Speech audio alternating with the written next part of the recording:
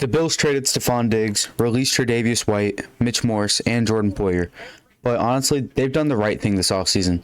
Yes, they've been contenders in the AFC for a couple years, but they haven't won much, not even an AFC title. A soft reset is good for them.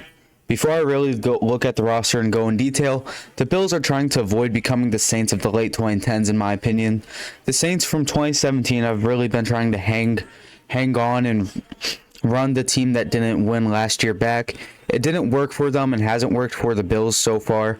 I believe that they can still compete some this year, but they'll also reset this season because they don't need a full strip down of their team.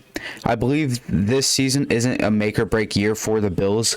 If they win 7 games, it's beneficial for, a little bit of a better draft pick. If they win 12 games with a slightly poorer roster, it's still beneficial because that means they have someone with newfound talent or even a breakout player such as Khalil Shakir, or even on the defense like Daquan Hardy. Obviously, a lot of this is old news, but I think they've done a lot more good than bad this offseason. Trading an aging, complaining Diggs and drafting a young potential star wide receiver makes sense.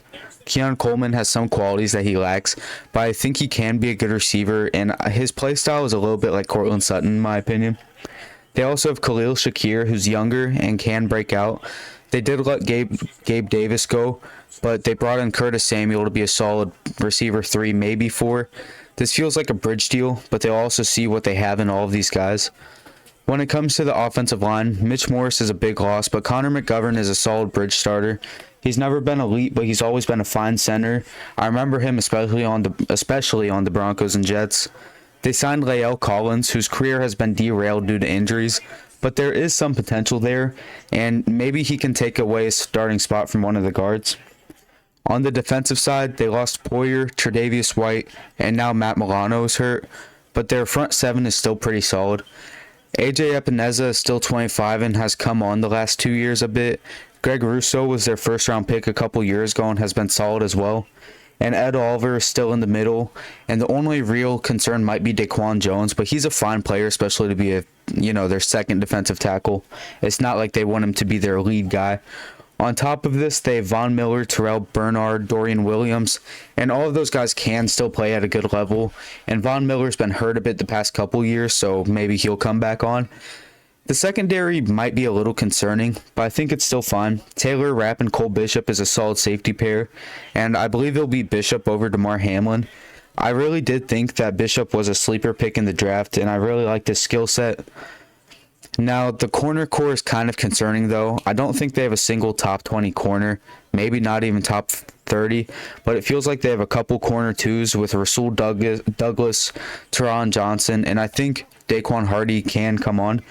I will say Hardy does have some potential to become another certified cornerback 2 in the league, and don't put it past Christian Benford to really set it up this year, or step it up this year. Now, what the Bills lack that other Super Bowl teams have this year is a great secondary. The Chiefs had a great one past 2 seasons with Snead and McDuffie. Rams had Ramsey a couple years ago, and coincidentally, Taylor Rapp.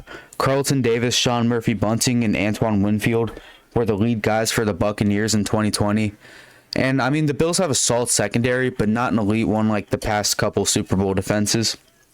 And honestly, all the recent Super Bowl teams have had elite defenses, like overall, and not just corner cores. The Bills have just an alright, maybe good one. Their defense just doesn't compare to these past teams, though. I still believe in the Bills to put together a solid season, but they very well could end up 3rd if the Jets actually do what they're supposed to do this year.